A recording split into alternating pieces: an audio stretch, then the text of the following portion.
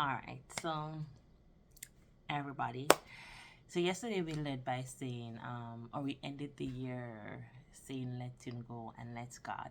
And in efforts to not be an hypocrite, I I'm going to, in obedience, do what He has placed on my heart to do. Right.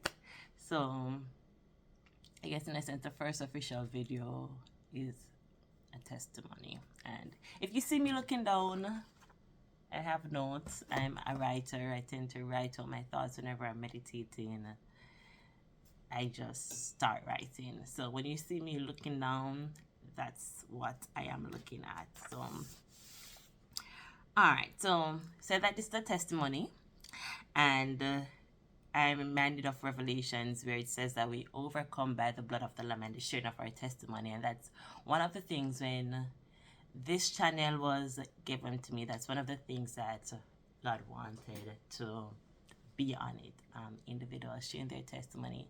And I'll be honest with you, I don't know where the individuals are coming from, but in obedience, I am trusting Him.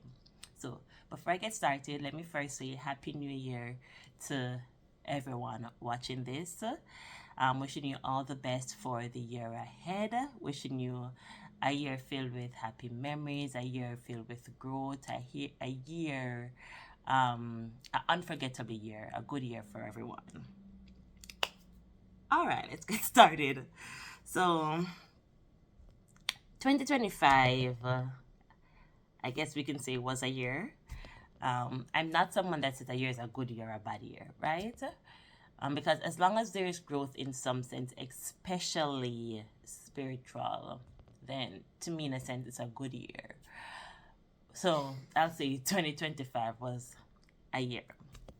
I got married at the top of, sorry, I got engaged at the top of the year, got married in the middle of the year. But honestly, throughout the year, what has been evident to me is that God's grace was on my life, that God's favor was on my life, that my life was not mine to live, or my life has not been mine to live from the day I was born, right? I'd say that my word for 2023. So I'm not someone that makes New Year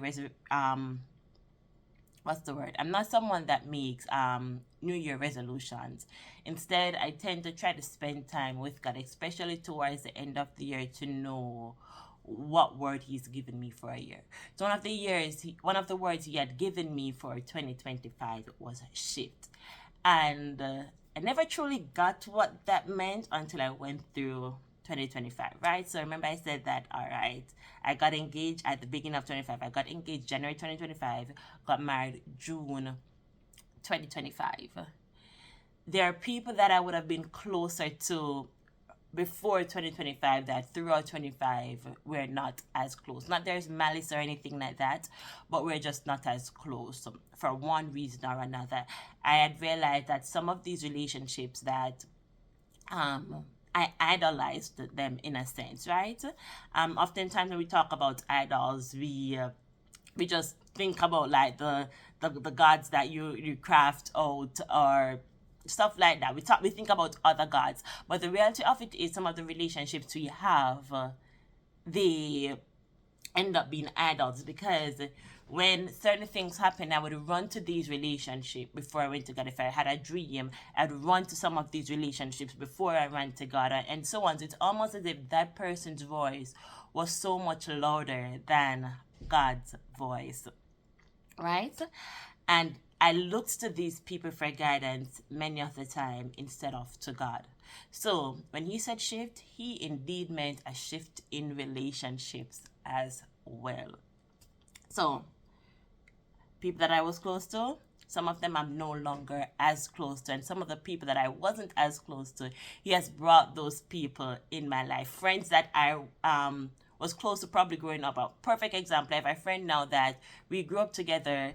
Yes, we would touch base every now and then, but our relationship has shifted to the point where we can now have Bible study every week, and she's one of those people that I don't talk to people every day, but I can tell you I'm at least hearing from, and vice versa.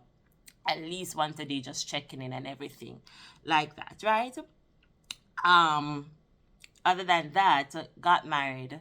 That came with relocating as well. Relocated to a new state. And if you know me, moving is not an issue with Monique. I've been moving from a child. So moving to a new state honestly wasn't a big deal for me. But it got to the point where when God is shifting you, it becomes uncomfortable. And you can fight the shift all you want, it just makes it hard. But it got to the point where it was obvious that I had no control. I'm a planner. And growing up, you were always told that if you don't have a plan, you plan to fail. So I'm a planner in a sense, right? So I'll typically have goals. I may not have New Year resolutions, but I have some sort of goal that I intend to accomplish in that year, short term, long term, whatever it is. But I found myself where after I got married, I was in the happiest place of my life, but a place where I didn't know what was next. Because so much change happened at once that I all I needed to do was to trust God, right? But I wouldn't let go and let God. That honest truth. Um, so the shift became uncomfortable at times, where sometimes you end up worrying because you don't know what's next. And he had to teach me through that something that he had taught me before, but you'll realize on this Christian journey that you will keep learning the same thing at different times in life over and over. Cast your cares on him because he cares for you. So instead of casting his cares, I would worry because God, what's next? I can't be sitting here stagnant X, Y, and Z, and so on. But because what next, what he would say is next, just didn't seem like it would fit in the picture that he would want it for me. So I had to deal with all that, right? So I had to deal with all that during the shift. And I promise you I'm getting to the testimony. I'll also say that this video may be a bit long. So in that case, it may end up being in multiple parts. Thus the notes. Because I want to ensure that everything is released how he wants me to do it. All right, so got married, relocated, and after we got married, shortly after we found out that we were pregnant. No, I was in shock. Shocked to the point that I was in denial. Genuinely in utter denial. Like no matter what the pregnancy test said, I was in denial. Like it couldn't have happened so quick. It's not a part of Monique's plan. So I had to navigate through all of that, right? I had to navigate through all of that. And I remember going to the doctor, and we had at the first ultrasound, and the ultrasound tech was something else that happened at the beginning of the year is that the doctor had said that she saw fibroids there. She said she saw three. She saw three, and they were decent size. So fast forward now, I went to a first doctor's appointment. The ultrasound made it sink in a little bit, but even then I was still in shock. But the ultrasound is kind of what did it for me, because you get to see the baby and everything. You got to see the baby looks like a little teddy bear on the screen. You could see the little movement, and they explain like the little flutters and everything you feel, right? But in that first ultrasound, I remember everything that the ultrasound tech was saying, and she first said, listen, I'm not your doctor will go over all this with you, which the doctor did not go over all that with me.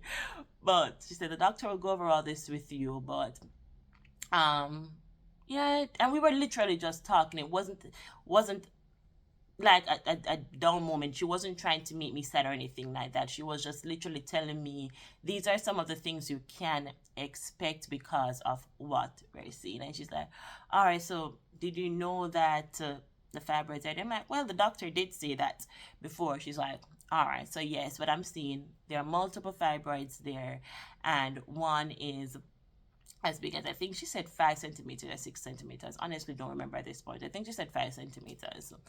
There are multiple, but there's one big one, and then there are two other size. Um, as you go further in your pregnancy, depending on how the fibroids progress, whether they shrink or grow, you may have to move into high risk. It may be a bit harder to see the baby on ultrasounds going forward because of where the fibroid is compared to the baby and all that. So she was just letting me know what to expect so it didn't take me far. And she said, listen, I'm not your doctor. Your doctor is going to go through everything with you, what to expect. But as you come for the ultrasound, I'm just letting you know what you can expect there. So certain things don't take you by alarm. Like, all right, went through that. I guess in that first part it was a normal pregnancy, as you can see, right? Had the symptoms you can expect: the tiredness, the morning sickness, everything like that. You can say, all right, it's a regular pregnancy, right? But at some point, I guess it also shifted because I remember sometime in September. I'm sorry if I gaze off. Trying to get practice. I tend to zone out, so that's kind of also what it is. This is kind of new to me, so work with your girl. So I remember in September, I came home and I was in so much pain. It wasn't strange for me to have gas pains, but and I thought it was gas, but it just seemed so. It was unbearable to the point where I never slept the night, and then had to go to the ER at some point, right? By the time we left the ER, doctor, though not familiar, he associated the pain to he associated the pain to fibroids, and he said he's not familiar with it. He literally, while I was doing a second ultrasound, he went and read up on fibroids and came back and told me that based on what he just read, I said he associated it with the pain being with fibroids, and also said, okay, we're also going to assume that there is a UTI there based on your kidney being enlarged, X, Y, and so X, Y, and Z. So gave me that, went through the course of the treatment. I also switched doctors in that time because the original doctor I have, remember I told you that didn't it just didn't pan out with the first doctor. Went to the second doctor, was able to do all my blood work and everything like that. And when it seemed as if everything was okay, right? So the doctor said he saw a UTI, or he didn't say he saw a UTI, he said the kidney was enlarged. We don't have your urine culture as yet, but based on that and your white blood cells being elevated, we're going to treat you as well for a complicated UTI because you're also pregnant, but the pain is associated with the fibroids. That's it. So you kind of left that ER appointment with more questions than you went in with. But it's a doctor, he's supposed to know what he's doing, so you listen to him, right? So you went to the next doctor's appointment, and we did blood work and everything like that, and everything would have came back okay, so to say, right? But during this time, remember I said I was in shock. Unless you were around me, so to say, you wouldn't have known that I was pregnant. So most of our friends and family members didn't know that we were pregnant. Only a handful knew, and then as we progressed, we would have told a few people's here and there as well. I was also showing way earlier than the typical person would because of said fibroids, right? So at 12 weeks, there was no hiding that I was pregnant because I had a perfectly round belly, many would have said, and so on. So we told people little by little, but it wasn't until about 20 weeks that I actually told my family members. I told my dad, I told my siblings at 20 weeks, because you're halfway there. If you've gotten to this part, this point, then you can only assume that, all right, the countdown begins now, right? We were doing March. So now, after this week, you're closer to the delivery than you were conception. At least that's what we would think. But it just seemed as if after told everyone that things, I guess, started changing.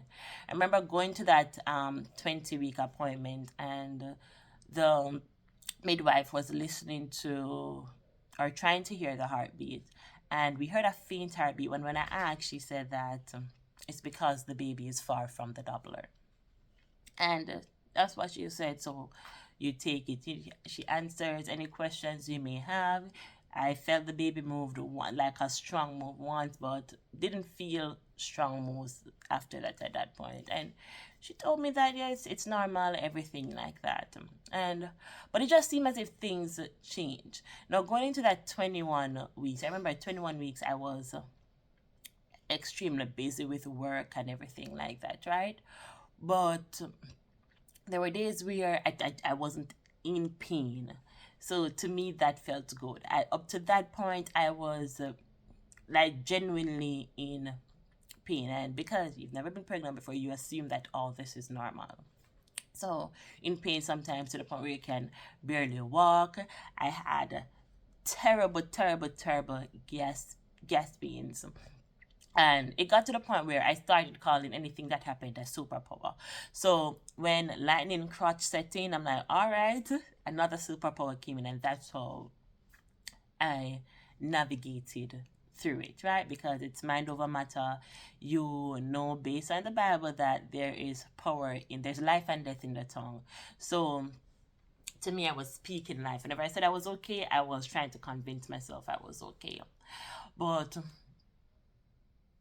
things kind of changed once I stepped out, and I'll say this, almost like I stayed in that bubble. We stayed in that bubble because that's where you don't just have control, but you protect yourself, so to say, right?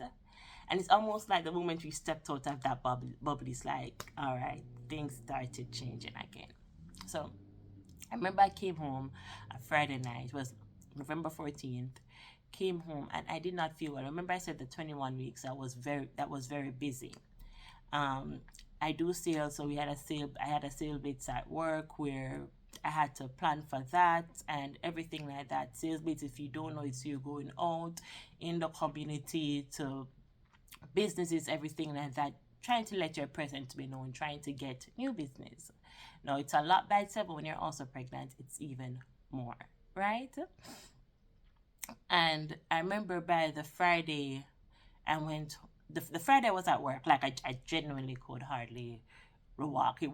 I was in pain, but I assumed that it was also because I overdid it and everything like that. But by the time I got home, I was just really and truly just drained and in so much pain. Decided that I was going to run a bath, everything like that. I did just that.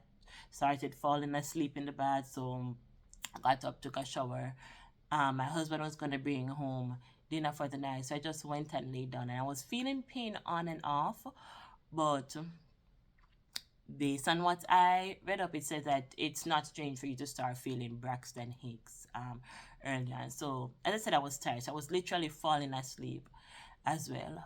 But later on in the night, I remember by the time my husband came home, I felt a move, and I'm like, and I feel strange. Like I felt the flutters and everything before, but the move was so strong that my heart. It's just the baby moving. I was excited to feel the baby moving, but I was also uncomfortable because of what I was saying a few seconds ago, being tired, everything.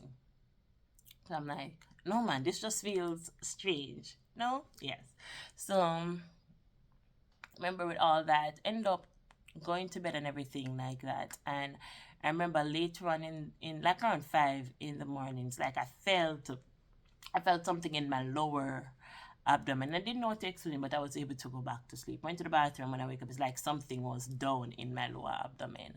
So I remember waking up Saturday morning and telling my husband that no, something feels strange. Like I don't know how to explain it, but it felt strange. And I'll say, even with that, what was about to happen was the furthest thing from my mind.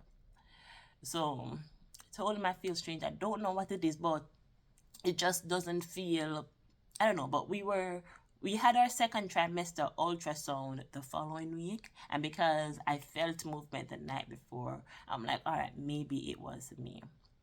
Went to the bathroom, and I remember just seeing blood. Calling out to my husband because you're not expecting to see that. And she's like, all right, we're gonna go to the ER and everything like that.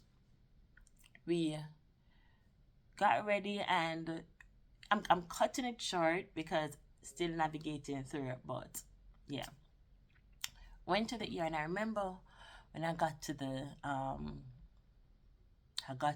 ER, and I was telling, it's almost like I was in denial at that point, because when the the person that was checking me would ask me what happened, I started breaking down, and I was telling her about, just trust me now, the hospital that we went to has two different ERs. So the ER for labor and delivery and a regular ER. The ER that we went to was the regular ER, thinking that it would feed into that one, right? Which it did. But we had the option to go to the labor and delivery ER as well. We went to the regular one, and the so our first nurse, and she was trying to check for heartbeat and everything like that. She was struggling, but at some point she heard a heartbeat, but I remember glimpsing the Doppler and it was reading high. So I didn't think anything of it, but she said that she's struggling to find the baby's heartbeat. Honestly, despite everything, wasn't thinking anything. Another nurse came in, brought us to another room, and had me lay down. And she was like, listen, if we can't find the heartbeat, it's not that anything is wrong, but we don't work in labor and delivery, so we may not be as, so she's giving me all that, we may not be as good as finding the baby's heartbeat over here.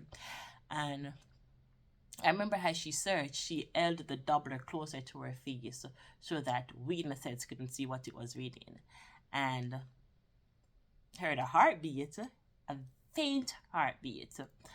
So in my head, okay, the baby's okay, especially because the last appointment that we had, the heartbeat was kind of faint, and the midwife had said it was because the baby's distant. So took the same analogy here. It took some time, but they wheeled us over to the labor and delivery emergency room and everything like that. And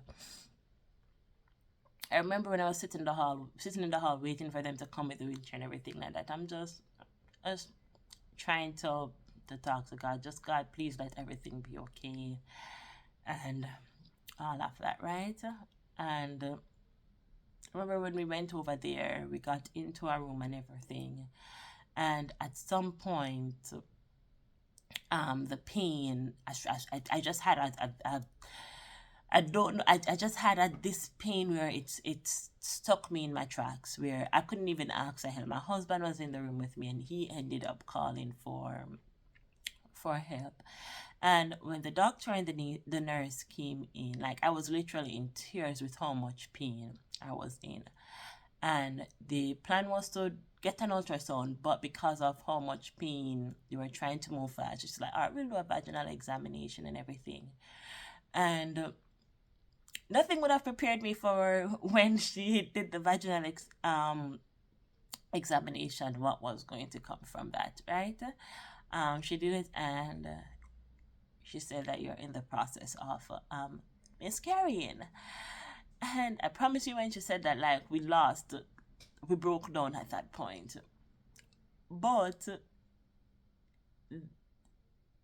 when she said that, she meant, no, the baby is really there. And she gave me the two options. I can send you up to labor and delivery, but you're actually in labor now. There's not much they can do for you when you're up there. So you choose. I can send you up there, or we can do this right here. So I'm like, all right, sure. So we went through it. I had to push the baby out and everything like that. And they gave me the option to hold the baby. And at first I said no, but then I did. And I can tell you that nothing prepares you for holding the lifeless body of your newborn. Nothing prepares you for holding the lifeless body of your child Nothing prepares you for that moment. Nothing prepares you for that moment. But in that moment, like, and when I said that we were bawling in that room, and she laid the baby on my chest. A sense of peace came in, but you're still sad, right? You get to see like what you've created. You get to see some of the resemblance and everything like that. You get to learn, because up to that point we did not know what the baby was. Found out it was a girl and everything like that. And you get the opportunity to name the baby, everything like that. Oh, I had given birth around 10 something, and everything moved so fast. But I remember after some time, she said that the doctor said that she had no concerns. I could go home at the end of the night and everything like that. So it was just to the nurse to do what she needed to do. And I remember the nurse was concerned, but she told me, listen, they can't put you out. The nurse actually said after the doctor left out, we can't put you out. If you want to stay until tomorrow morning, you can stay until tomorrow morning. And we're not going to put you out if you don't feel okay. Let me know if you're okay. Right? And we went through all that. Eventually, we got discharged around 5 something. And I remember when it was time to leave, one of the hardest things was to leave that hospital room. And one of the hardest things was to leave that hospital room. And I sat on the bed, cried like, you don't know, like, it's almost as if you're in a dream. It just does not feel real. And I remember sitting on the bed, and at some point I just started singing. Because with the shift and everything that was taking place, there was a song that I continuously sang. I may not know who holds tomorrow, but I know who holds my hands. And that's what I sing. I sat on the bed and I started, many things about tomorrow I don't seem to understand, but I know who holds tomorrow, and I know who holds my hand. And I just sang it, and I sang it, and I sang it until I could muster up the strength to start walking, in a sense. And then we would walk out, and as you step out of the room, every step you make outside felt harder and harder and harder and harder, because you're leaving a piece of you behind. Then you get in the car and you realize, hold up, I just went into labor. I just had a baby, but I'm leaving without the baby. And there is no hope of saying, okay, I'm coming back to go to the NICU and everything like that. That's it. So you go into the car and you go through it and everything. And we went through it and came home, took a shower, everything. And by the time I got home, sat down, I remember a thought came to me. God, why couldn't you take my life instead? And I mean, my mom was at the hospital, so we had to drop her home and come back. She wanted to come the night. My husband was contemplating should we stay by my mom that night, but we decided to came home, told mom, no, you don't come with us, you stay, all of that. But by the time I got home, took a shower, sat down, the thought came, why couldn't you take my life instead of my baby's life? And it's almost like God had people up to that point. I realized, not up to that point, but after that point, you realize that God has certain people. You know it, but remember I said earlier, you learn certain things throughout life on this journey over and over again, right? So, right as that thought, a second didn't even pass where that thought came out of my mind. And my phone rang, and I wasn't going to answer the phone. But when the phone rang, it was my pastor. And when I answered the phone, he, hey, what's going on? And I told him, well, Pastor, I just left the hospital. I just got home, X, Y, and Z. And he he apologized for everything in a sense, but when I say apologize, well, he said sorry for everything in a sense, right? But this is what, after he said that, he went through and he gave spoke to me, spoke to my husband and everything like that. And something that he said was all things work together for good, right? And then he remind you there's purpose in your pain. There is a work for you to do, X, Y, and Z, and so on.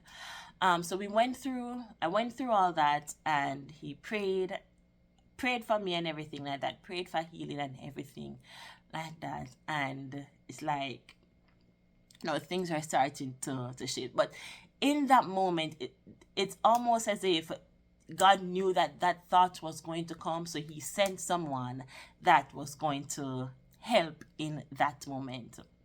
No, it was comforting in a sense, but it wasn't comforting, right? But I had to navigate through it, and I knew that whatever I was going through at that moment, and I was going to go through over the next few days, it was for a greater purpose. And that's, even though I've been sharing the testimony, that's where the testimony comes in. So I've been speaking for about 30 minutes. I'm going to break the video into a second part where I go into what took place over the next few days.